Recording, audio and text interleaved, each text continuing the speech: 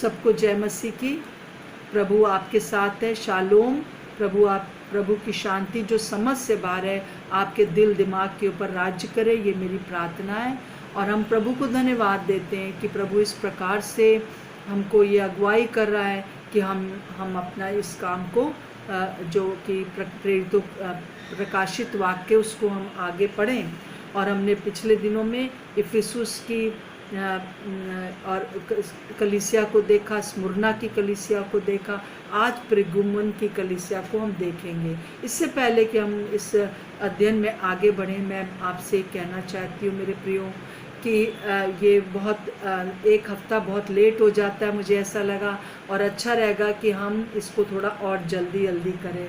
सो मैं बुध को भी आपके सामने इस वचन को लेकर आऊँगी और मैं चाहती हूँ कि हम लोग जल्दी इस प्रकाशित वाक्य को पूरा अच्छे से पढ़ लें, इससे पहले कि प्रभु यीशु आ जाएं, हम बहुत डिले ना हो जाए। और प्रभु का धन्यवाद हो इस बात के लिए। तो पेरगमुन की कलीसिया जो थी उसमें परमेश्वर के, पेरगमुन का अर्थ होता है दो बातों का मेल। दो बातें अलग अलग हैं और दोनों का मेल के बारे में ये बताया गया है। और प्रभु की एक प्रशंसा की कहा गया है कि जिसके पास दो धारी तलवार है, दो धारी और तेज तलवार है, वो उसके बारे, वो प्रभु कह रहा है आपके बारे में कुछ। तो प्राण और आत्मा को जो अलग करने वाली चीज़ें हैं वो प्रभु के हाथ में हैं, और वो उस तेज और दो धारी तलवार वो लिए हुए हैं। तलवार जो है वो परमेश्वर के वचन को बताता है। परमेश्वर का वचन जो है वो दो धारी तलवार के समान है और जो प्रभु यीशु मसीह के हाथ में है। इसका जो अर्थ है वो ये है कि जैसे इब्रानियों 4:12 में लिखा है, क्योंकि परमेश्वर का वचन जीवित और प्रबल और हर एक दो धारी तलवार से भी बहुत चोखा है, और प्राण और आत्मा को और गांठ और गूदे को अलग करके आर पार छेदता है और मन की भावना को, विचारों को जांचता है। हालेलुया। तो यहाँ पर जो प्रभु का वचन है वो आत्मा की बातों को और प्राण की बातों को अलग करता है। कई दफ़ा हम लोग पूरा इसको जो है एकदम मिक्सचर बना देते हैं, ऐसा नहीं है। परंतु प्रभु का वचन जो है वो प्राण को और आत्मा को अलग करता है। प्राण क्या है? प्राण में जो है एक मनुष्य का मस्तिष्क आता है जिसमें विचार होते हैं, और प्राण में दूसरा बात जो है वो हृदय होता है जिसमें कि भावनाएं होती हैं और उसमें इच्छा होती है। जब हमारे दिमाग में कुछ आता है, हमारी भावनाओं में कुछ आता है, और फिर हम जो इच्छा करते हैं वो चीज़ें जो हैं हमारे जीवन में कार्य करती हैं मेरे प्रियो। तो हम इस चीज़ को देख लेंगे कि ये वचन क्या कह रहा है कि प्राण और आत्मा को अलग अलग करता है। और जैसा कि हम देखते हैं कि सबसे पहली चीज़ में प्राण है। प्राण में दिमाग है जिसमें विचार है, दिल में भावनाएं हैं और इच्छा है। और दूसरा जो है आत्मा है। और आत्मा क्या है? वो मनुष्य की आत्मा है। हर एक मनुष्य में परमेश्वर ने एक आत्मा दिया है। परमेश्वर का आत्मा है और एक मनुष्य का भी आत्मा है। हर एक के जीवन में एक आत्मा होती है, और वो आत्मा जो है वो हमारे विवेक को बताती है। जैसे हम कॉन्शियस जिसे कहते हैं, हमको बताती है ये गलत है, ये सही है। कोई भी कहीं पर भी पैदा होता है, वो मनुष्य अगर है और तो वो उसको पता होता है कि ये बात गलत है, ये बात सही नहीं है। और ये जब वो उस कार्य को, जो गलत कार्य करते रहता है, तो कॉन्शियस, जैसे कहते हैं कॉन्शियस मर गया है, इनका विवेक मर गया है। परंतु हम एक चीज़ को देखते हैं कि विवेक सब में होता है। फिर ज्ञान की बातें होती हैं। किसका ज्ञान? परमेश्वर का ज्ञान। हर एक आत्मा जो है परमात्मा की खोज करती है। हर एक आत्मा जो है वो परमात्मा को, परमेश्वर को ज्ञान रखती है कि कोई है जो मेरा सृष्टि करता है। और हम देखते हैं कि उसके अंदर एक अभिलाषा होती है कि किस तरह से जो है हम उसकी बातों में परमेश्वर की बातों को समझें, परमेश्वर के साथ सहभागिता को हम कर सकें। चाहे कोई भी मनुष्य है उसके अंदर ये बात होती है। और ये जो प्राण और आत्मा है, ये दोनों जो है शरीर के अंदर है। और ये शरीर के अंदर कैसे है?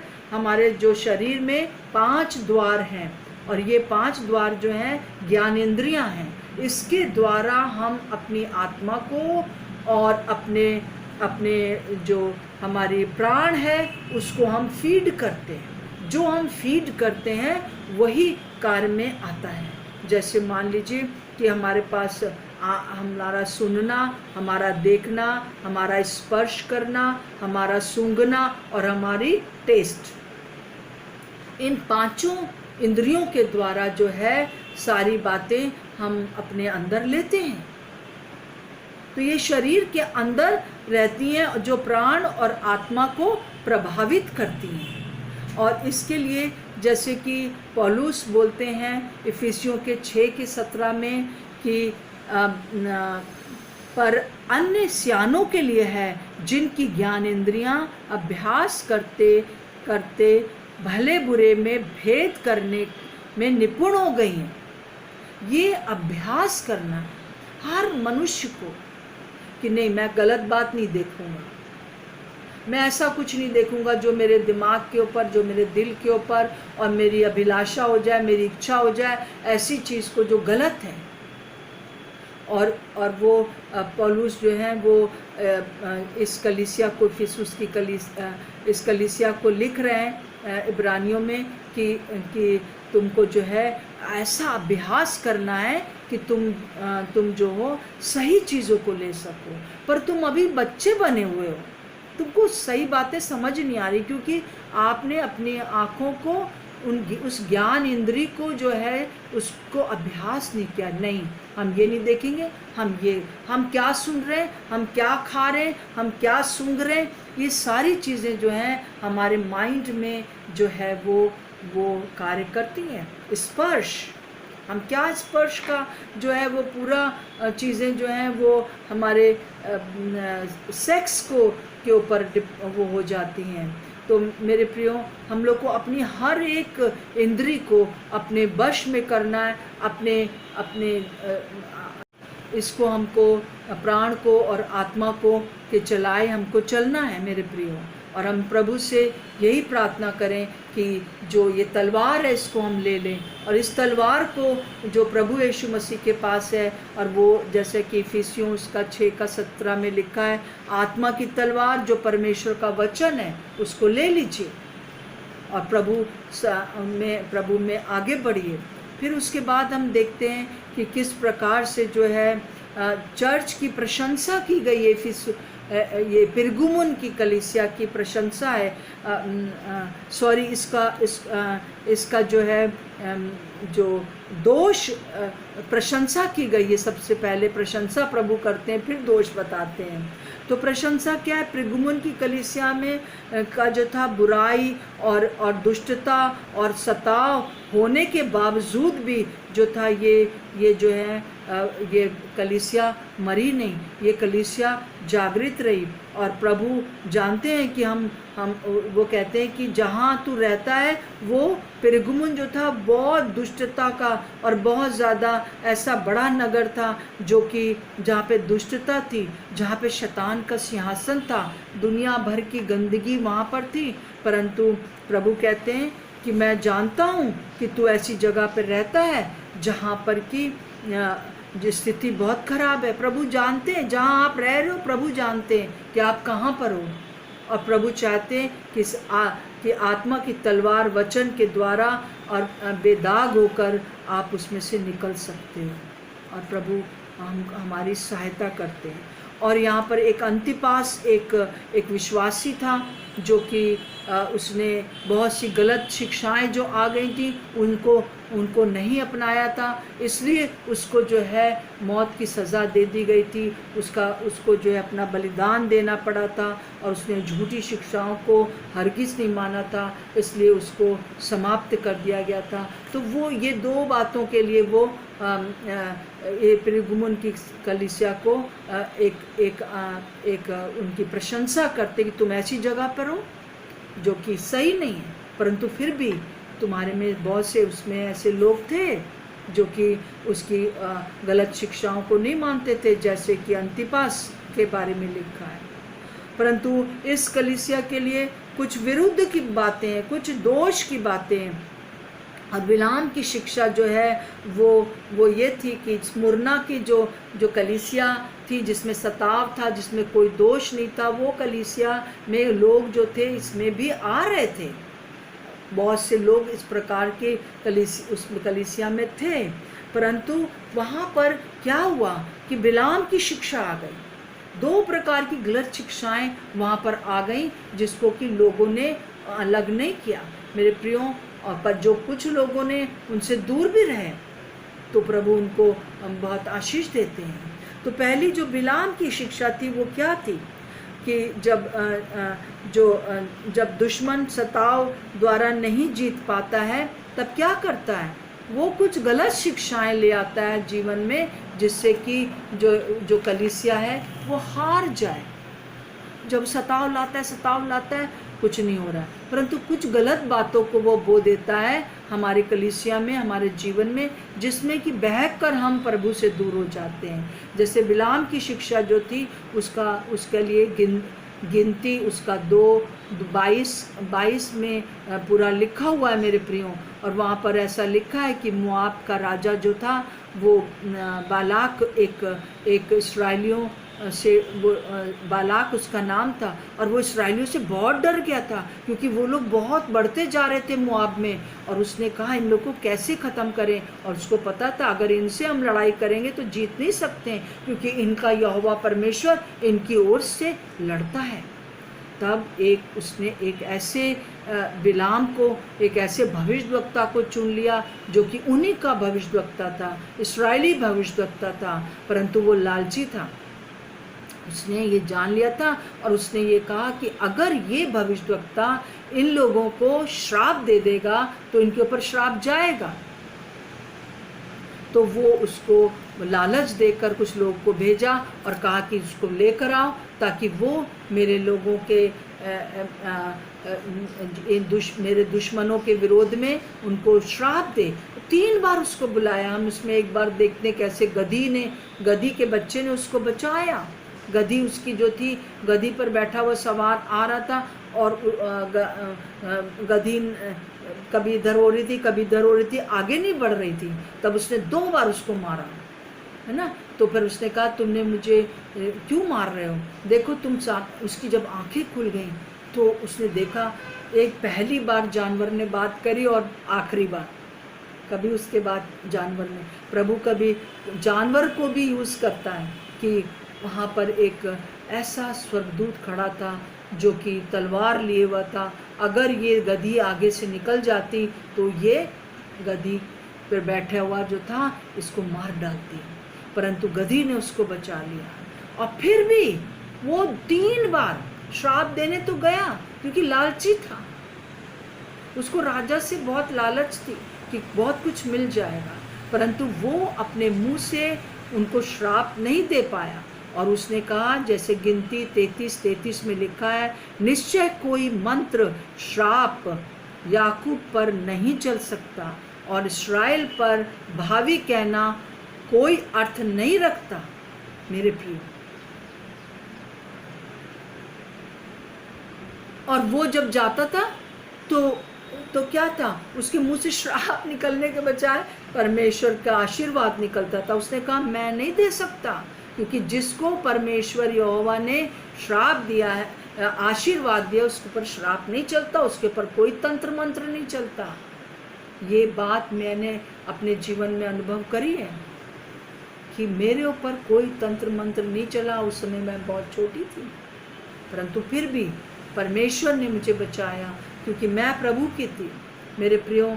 और यहाँ पर हम देखते हैं कि इस्राएली लोग बार बार बच रहे थे, पर बिलाम ने देखिए क्या किया। बिलाम ये जो भविष्यवक्ता था, लालची भविष्यवक्ता था, इसने कहा कि तुम ऐसा करो कि तुम जाओ और क्या कहते हैं, तुम्हारे जो गिनती का 25 में आप पढ़ सकते हैं इसको, गिनती 25 में, कि तुम एक काम करो कि तुम इन जो जहाँ पर ये लोग रहते हैं वहाँ पर अपनी सुंदर स्त्रियों को भेजो जो कि उनके साथ व्यभिचार करें, बस व्यभिचार में उनको फंसा लो। और फिर अशुद्ध वस्तुएं जो कि परमेश्वर ने मना किया, अशुद्ध वस्तुओं के सामने की वस्तुएं खाने के लिए, वो उनको खिला दो। 2 बातों से प्रभु घृणा करता है, ये दोनों कर दो। दोनों आत्मिक व्यभिचार से प्रभु घृणा करता है, ये करोगे तो ये अपने आप हार जाएंगे। और ऐसे ही किया। बड़ी चालाकी से बालाक राजा ने अपनी सुंदर सुंदर स्त्रियों को उनकी छावनी में भेज दिया और उन लोगों ने उनके साथ व्यभिचार किया और उनके साथ जो है वो अशुद्ध वस्तुओं के सामने की वस्तुओं को खा लिया। और फिर हम देखते हैं कि कितनी बड़ी मरी आई और किस प्रकार से बहुत से लोग उस दिन मारे गए। मेरे प्रियो, मैं आपको बताना चाहती हूँ कि कोई हम पर श्राप नहीं चलेगा, कोई हम पर जादू टोना नहीं चलेगा, पर अगर हम परमेश्वर के वचन से जो 2धारी तलवार है उससे अलग होते हैं, उससे अलग होते हैं, तब क्या होता है कि शैतान हमारे पर हमला करता है, प्रभु नहीं चाहता है।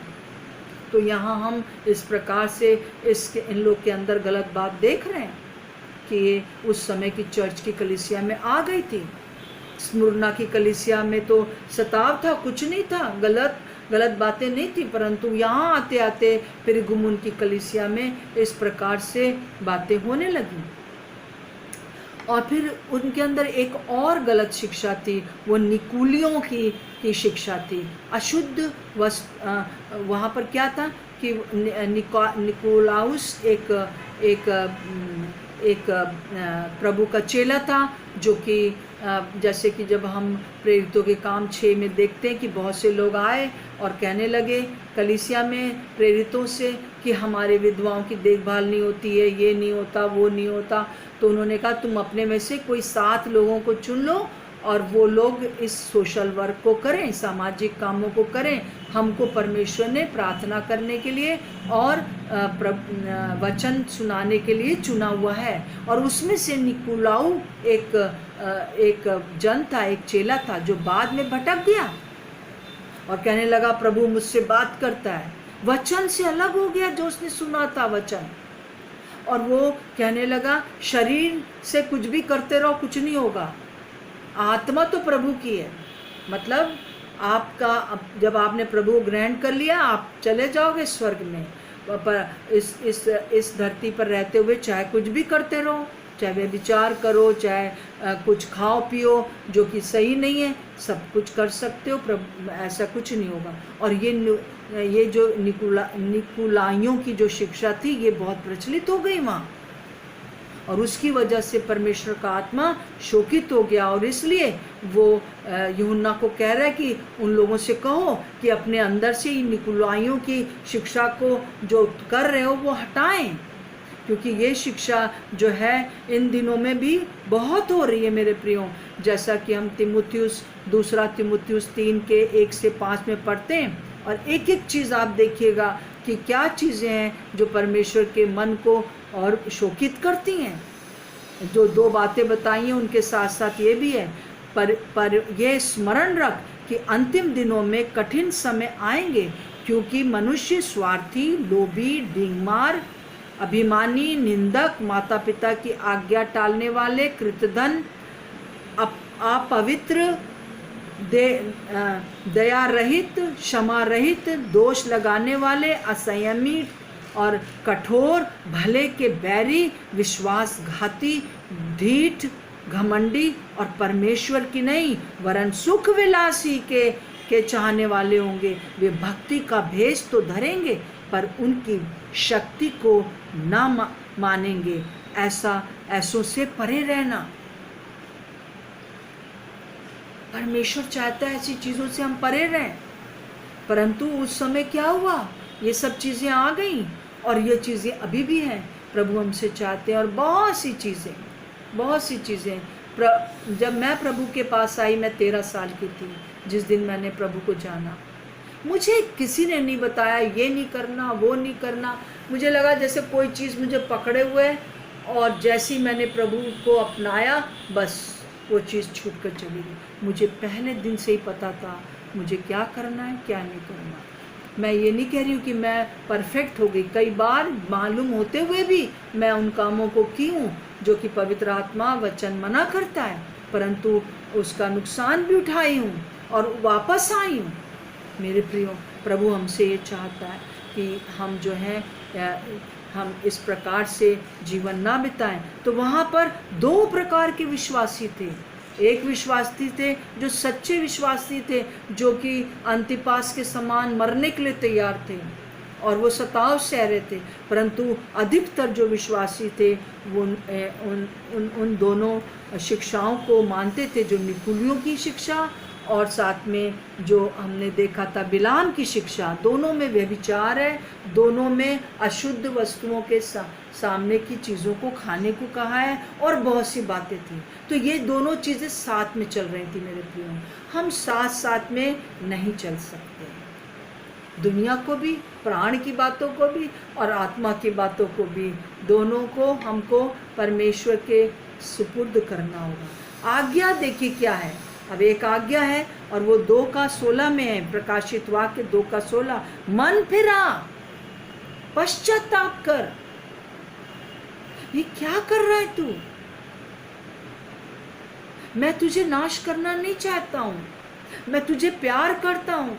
मैं इसलिए ही दुनिया में आया ताकि तू बच जाए। तू आ भी गया कलीसिया में, चर्च में, पर अभी क्या कर रहे हो? मेरे प्रियो, अपने आप को जांचिए, क्या ये सब चीजें आपके अंदर तो नहीं है?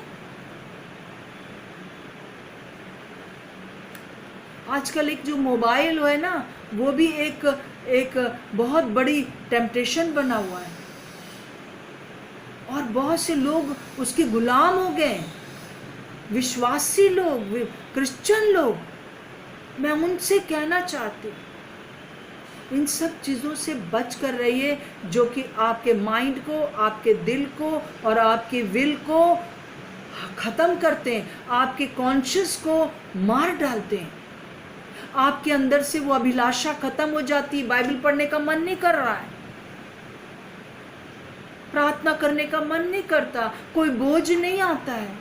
मेरे प्रियो, जांच लीजिए। प्रभु कह रहा है पश्चाताप करिए। और पश्चाताप का अर्थ ये होता है, हम इधर जा रहे थे और राइट अबाउट टर्न होते हैं, उसी समय हम अब जो प्रभु का रास्ता हम लेते हैं। पहले संसार का रास्ता ले रहे थे, परंतु अब हम प्रभु का रास्ता ले रहे हैं। मेरे प्रिय, प्रभु आज प्रभु की ये दर्दनाक पुकार है इस समय उन लोगों के लिए जो कि वो मूर्ख कुंवारियों के समान जो हैं, वो सो गए, नींद में आ गए। और इवन जो कलीसिया में जो जागते हुए लोग थे, जो समझदार कुंवारियाँ थी, वो भी ऊँघने लगी। मत्ती 25 में। और तब धूम मचाने वालों की एक आवाज़ आई, धूम मची। मेरे प्रियो, इस समय जो मैं बोल रही हूँ वो धूम मचा रही हूँ। मेरे बच्चों, मेरे प्रियो, आप जल्दी से वापस आ जाओ। जो यहाँ चलने लगे हो, वापस आओ। देखो क्या बातें, प्रभु के सामने बैठ जाओ। ये समय उपवास और प्रार्थना का ये समय है कि हम उस प्रभु के सामने बैठ जाएं और पूछें, प्रभु क्या कारण है, क्या बातें हैं जो मेरे अंदर पिरगमुन की कलीसिया के समान गलत हैं, और वापस आ जाइए। और फिर उसके बाद जो है वो चेतावनी है, और चेतावनी क्या है? 2 प्रकाशित वाक्य 2:16 में, प्रभु अपनी मुख की तलवार से तुमसे लड़ेगा और वचन के द्वारा न्याय करेगा। प्रभु प्रेमी है, उसने अपने प्राण दिए, प्रभु प्रेमी है, उसने 2000 साल से, इतने सालों से जो है बहुत ही उसने करीब 6000 साल हो गए जबकि आदम और हवा गिरे, तब से लेकर अभी तक जो है वो प्रेम करता है, परंतु अब न्याय करेगा। अगर वो न्याय ना करे तो वो परमेश्वर नहीं है। सो इस समय ये धूम मचाने वालों की का समय है। जितने लोग आप कह रहे हैं आजकल सब लोग प्रकाशित वाक्य बोल रहे हैं, सब लोग जो है कितना अच्छा वचन दे रहे हैं, वो इसलिए कि ये धूम मचाई जाए ताकि हम सब के सब जो हैं वो अलर्ट हो जाए कि प्रभु का आना निकट है। वरना क्या होगा, वो आएगा तो, और अंतिम दिन में जब न्याय करेगा वो हमारा, जब हम पहले तो रैप्चर हो जाएगा, फिर उसके बाद प्रभु आएंगे और फिर 1000 साल तक राज्य करेंगे और उसके बाद न्याय होगा। और न्याय किसके आधार पर होगा? आपने प्रभु को ग्रहण तो किया, परंतु क्या आप उसमें चलते रहे? अपने मुंह की तलवार से जो है वो न्याय करेगा, वचन से। मेरे प्रिय, प्रभु हमसे चाहता है कि हम सतर्क हो जाएं और उसकी क्या उस वो जब हमसे अपनी तलवार से लड़ेगा तो क्या हम जीत पाएंगे? क्या कोई मनुष्य इस दुनिया में कह पाएगा कि मैंने तो जानता नहीं था, कि मुझे ये नहीं करना था, मुझे वो नहीं? झूठ बोल रहे हैं आप। आपका विवेक, चाहे आप प्रभु को नहीं भी जानते थे, परंतु विवेक के द्वारा आपका न्याय होगा। कितनी बार आपने विवेक की बात को सुना, कितनी बार नहीं सुना। आपने अपने विवेक को खत्म ही कर दिया, उसकी आवाज़ ही नहीं सुनते थे। सो प्रभु हमसे ये कहना चाहता है कि हम सतर्क हो जाएं। फिर जो जीत जाएंगे, जो जय पाए, उसको इनाम मिलेगा, उसको प्रतिफल मिलेगा, और उसको 2 प्रतिफल मिलेंगे। पहला प्रतिफल जो होगा वो गुप्त मन्ना होगा। हम इसी दूसरे अध्याय के आगे पढ़ते हैं कि गुप्त मन्ना, यदि हम पश्चाताप कर लेते हैं, यदि हम प्रभु के पास आगे वापस आ जाते हैं, तो वो हमको एक गुप्त मन्ना देगा। 40 साल तक जो इस्राएली थे वो इस मन्ना को खाते रहे। हम सब जानते हैं इस्राएली लोग 40 साल तक जंगल में भटकते रहे कनान देश में जाने से पहले, वो अपनी गलती के कारण, वरना बहुत थोड़े दिनों में वो पहुंच सकते थे। परंतु प्रभु ने दया करके उनके ऊपर रोज मन्ना बरसाता था, एक ऐसा खाने की वस्तु जिसे वो खाते थे, जिसमें सारी एनर्जी रहती थी। और अगर वो उस खाने में से रोज उनको बटोरना पड़ता था सुबह सुबह, और अगर उन्होंने ज़्यादा बटोर दिया तो दूसरे दिन तक खराब हो जाता था, सड़ जाता था। लालच नहीं करना था, ठीक है। परंतु वो लोग, कई लोग सोचते थे ज़्यादा बटोर लें, तो फिर बाद में उन लोग का आदत हो गया कि उतना ही बटोरते थे जितना की ज़रूरत है। पर ये गुप्त मन्ना क्या है? जो उस समय जो मिलाप वाला तंबू था, उस मिलाप वाले तंबू में एक महापवित्र स्थान था, और उस महापवित्र स्थान में मेरे प्रियो एक संदूक रखा हुआ था, और उस संदूक में एक सोने का कटोरा था, और उसमें ये मन्ना उठाकर प्रभु ने मूसा से कहा था, ये मन्ना में से कुछ उठाकर तुम उस संदूक में, इस कटोरे में रख दो। और आपको पता है ये संदूक पूरा 40 साल तक इन लोग के साथ रहा, और 40वें साल को में जब वो खोला गया होगा, जब देखा हो गया होगा, तो वो बिल्कुल फ्रेश था। 40 साल तक ये गुप्त मन्ना था, ये परमेश्वर की उपस्थिति में था। 40 साल तक एक तो पूरा सड़ जाता था तंबू में, परंतु एक ही दिन के अंदर, परंतु ये मन्ना नहीं सड़ा। और इसी प्रकार से हमको भी प्रभु गुप्त मन्ना देगा। वो विशेष रूप से अपनी उपस्थिति, उसकी उपस्थिति में वो मन्ना नहीं सड़ा ना, तो हम जब परमेश्वर की उपस्थिति में होंगे तो हमेशा फ्रेश रहेंगे, हमेशा हम तरोताज़ा रहेंगे। हमारे अंदर कभी ये नहीं होगा अरे बड़े थक गए, सड़ गए, नहीं, हम सड़ेंगे नहीं, परंतु हम सोने के कटोरे में जैसे वहाँ पर था, वो हमको वो गुप्त मन्ना, हमको ऐसा गुप्त मन्ना मतलब ऐसी उपस्थिति होगी वहाँ पर, शायद खाने पीने का उतना हमको नहीं होगा, परंतु हमको क्या होगा, हमको जो है उसकी उपस्थिति में ही हमारी भूख और प्यास बुझ जाएगी। मेरे प्रियो, प्रभु हमसे यही चाहता है कि हम इस ओर अपना ध्यान लगाएं। फिर श्वेत पत्थर मिलेगा और जिस पर हमारा नाम लिखा होगा। अगर मेरे को मिलेगा तो मुझे मेरा नाम स्नेहलता लिखा होगा उसके ऊपर, और उसके ऊपर जो है मुझे एक नया नाम भी प्रभु आगे चल के बहुत सी जगहों पर कहते हैं मिलेगा। तो ये जो उन दिनों का, ये उस समय लोग इस बात को जानते थे कि ये पत्थर पर क्या मतलब है। उस समय पहली शताब्दी में यूहन्ना के समय में जानते थे, क्योंकि उन दिनों में ऐसे जैसे कागज़ के कार्ड होते हैं, ऐसे कार्ड नहीं होते थे। और किसी को न्योता देना होता था शादी का, बर्थडे का, कुछ का, तो वो लोग एक पत्थर पर, सफ़ेद पत्थर होता था, उस पर नाम लिख के विथ फैमिली अगर लिखा होता था तो वो उस पत्थर को देते थे जाकर। जैसे हमारे यहाँ कार्ड देते हैं लोग, अब तो खैर मोबाइल पर ही शुरू हो गया इनवाइट करना, परंतु उस समय हर एक के लिए एक पत्थर होता था, हर फैमिली के लिए, और उसको दिया जाता था, और वो उनके लिए एक इनविटेशन कार्ड होता था। मेरे प्रियो, तो प्रभु हमको वो इनविटेशन देगा। आओ मेरे मेरे मेरे प्रियो, आओ मेरे साथ रहो हमेशा के लिए, मैं तुम्हें इनवाइट करता हूँ। मेरे प्रियो, मेरी रोज़ ये प्रार्थना होती है कि प्रभु आज का दिन मैं ऐसा बिताऊं, मैं अपने जीवन में ऐसा जीवन व्यतीत करूं जिससे कि जब मैं आपके पास आऊं तो आपका मुस्कुराता हुआ चेहरा देखूं और आपको ये कहते सुनूं, मेरी विश्वास योग्य दासी, मेरी विश्वास योग्य बेटी, मैं तुझसे प्रसन्न हूं, मेरे साथ हमेशा के लिए वास कर। ये मैं सुनना चाहती हूँ।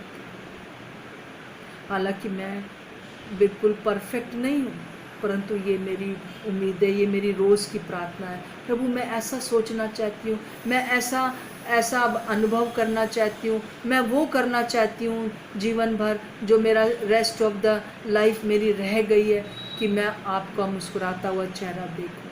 मेरे प्रियो, और ये श्वेत वस्त्र जो है, ये पत्थर जो है, वो एक दूल्हे की अंगूठी के समान भी है।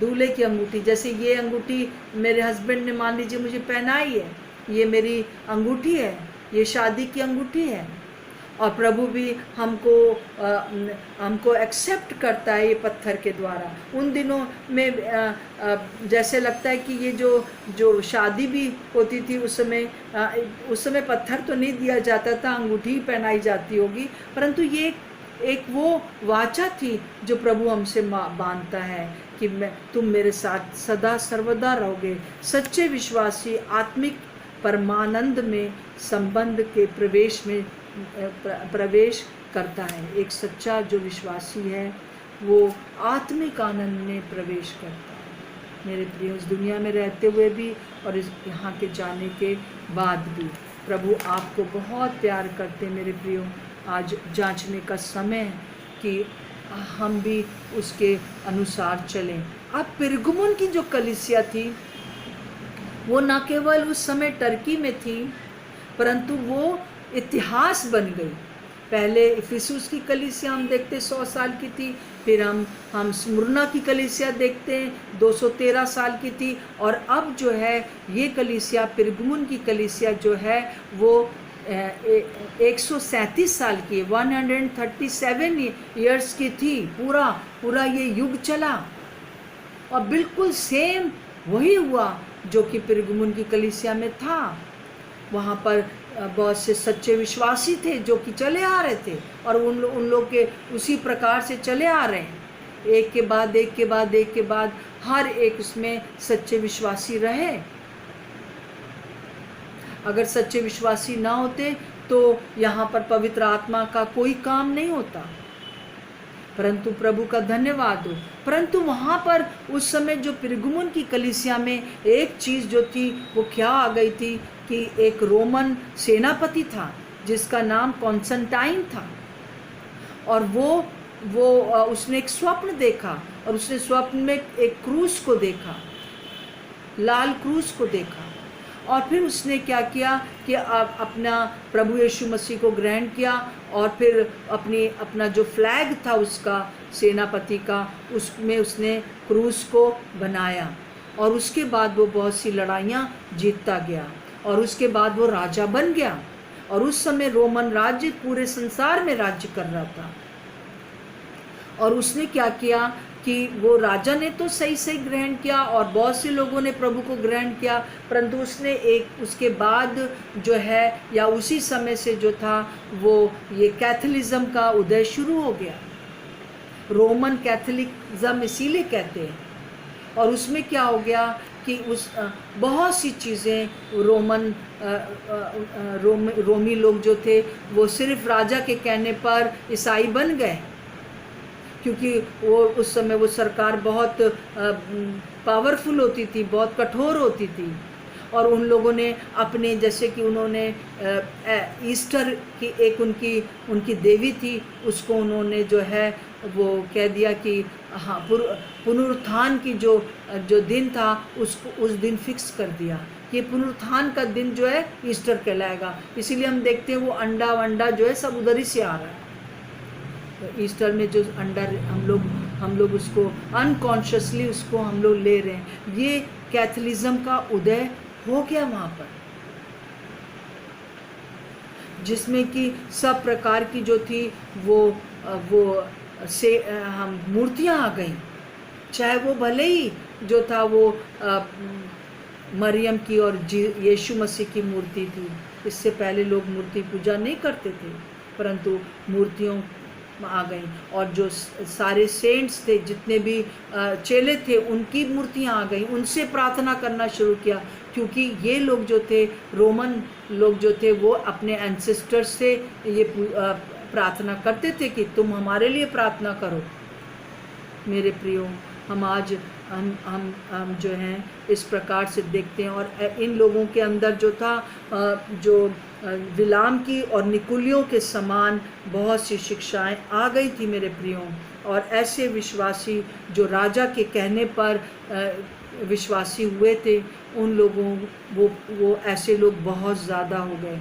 और ये जो कलीसिया थी, उसने जो है वो पूरा जो है 137 ईयर्स तक राज्य किया। मतलब उस प्रकार की कलीसिया रही। और आज भी हम देखते हैं, आगे भी हम देखेंगे कि इस कलीसिया का पहले शुरुआत बहुत अच्छी हुई, परंतु उसके बाद जो था, जो रोमन्स का जो रीति रिवाज थे, रोमियों के जो देवी देवता थे, वो इसमें शामिल हो गए। नाम उनको यीशु मसीह का, मरियम का और पतरस का और यूहन्ना का और सब चीज़ों का दिया गया। तो पेरगमुन का जो मतलब है, दो बातों का मेल। इसका मतलब प्रभु के सच्चे विश्वासी और सच्ची शिक्षा और उन लोगों की, रोमियों की शिक्षा एक हो गई। और इस प्रकार से वो विश्वासी रहे, और उनसे प्रभु बहुत दुखी थे। इसीलिए प्रभु कहता है कि मैं जब आऊँगा तो तुम्हारे साथ अपने मुंह की तलवार से तुमसे लड़ाई करूँगा। क्या कोई परमेश्वर के तलवार से लड़ाई करते समय जीत सकता है? नहीं। परमेश्वर के वचन के सामने जीत नहीं सकता। अगर हमने परमेश्वर के वचन को नहीं पढ़ा तो, और ये सबसे बड़ी चीज़ जो रोमन समय में थी, बाइबल को पढ़ने नहीं देते थे। अभी तो लोग बाइबल पढ़ने लगे, परंतु उस समय बाइबल नहीं पढ़ते थे। और आज भी बहुत से लोग वचन नहीं पढ़ते। अगर आज मैं यहाँ पर हूँ तो मैं आपको बताना चाहती हूँ कि केवल बाइबल पढ़ के मैं यहाँ पर हूँ। 8 साल तक मैं किसी विश्वासी से नहीं मिली। वो जो लोग आए थे मुझे बता के गए, उसके बाद मैं किसी विश्वासी से नहीं मिली। परंतु 8 साल तक केवल मेरा एक काम रहता था, 3 बजे से रात से 6 बजे तक मैं वचन पढ़ती थी, प्रार्थना करती थी उसके अनुसार, और दिन में भी कई बार। काश करके मैं ये नहीं कह रही कि आप मेरे समान बन जाओ, परंतु मैं कह रही हूँ बाइबल पढ़िए, ताकि जब वो वचन में आप पढ़ लेंगे तो आपको समझ में आ जाएगा भाई कि क्या करना है क्या नहीं करना है। किसी से पूछने का जरूरत नहीं होगा, आत्मा में पूछना है, प्रभु आप बताइए मुझे क्या करना है। मैंने हर स्टेप पर, जब मैंने अपनी शादी के समय मैं प्रभु की खोज में बैठ गई, 3 दिन तक उपवास रखा, प्रभु क्या मुझे इस व्यक्ति से विवाह करना है कि नहीं करना है। प्रभु ने कहा नहीं, आसमान जुए में ना जुतना। उसके लिए बहुत सी मुश्किलें आई, परंतु प्रभु ने मेरी सहायता की। मेरे प्रियो, मैं आपसे अपने जीवन के द्वारा भी यही कहना चाहती हूँ, एक तरफ हो जाइए, या तो वचन को पूरी तरह से मान लीजिए या फिर पूरी तरह से संसार में चले जाइए। क्योंकि जब प्रभु का वचन है वो हमको बताता है कि प्राण और आत्मा को गूदे को अलग करता है। फिर से बार बार यही बात आ रही है कि हमको वचन पढ़ना चाहिए। सो इन 2 बातों से बच के रहिए। किन बातों से? आत्मिक व्यभिचार से। आत्मा में जो हम व्यभिचार करते हैं, जो परमेश्वर के वचन के खिलाफ जाते हैं, वो आत्मिक व्यभिचार है। और कई लोग ऐसे खड़े हो जाते हैं जो शिक्षा देते हैं, परंतु वो सही नहीं होती है। आप अगर प्रभु को जानते हैं, आप अगर आत्मा से परिपूर्ण हैं, अगर आप वचन जानते हैं, तुरंत जान जाएंगे ये सही नहीं बोल रहा। और मेरे प्रियो, बिलाम की शिक्षा के जैसे हम देखते हैं, बिलाम क्या था? लालची। वो परमेश्वर का भविष्यवक्ता था, परंतु फिर भी लालची था। ओ मेरे प्रियो, उसने पूरा कितना नुकसान कर दिया गलत शिक्षा देकर कि जाओ इन लोग को ये इसमें डाल दो तो ये लोग हो जाएंगे, और सच हुआ।